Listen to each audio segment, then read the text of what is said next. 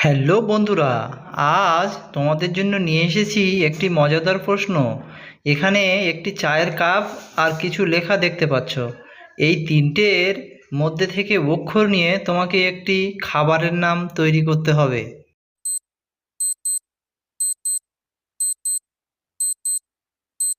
কি বন্ধুরা, উত্তরটি কারা কারা জানো কমেন্টসে লেখো।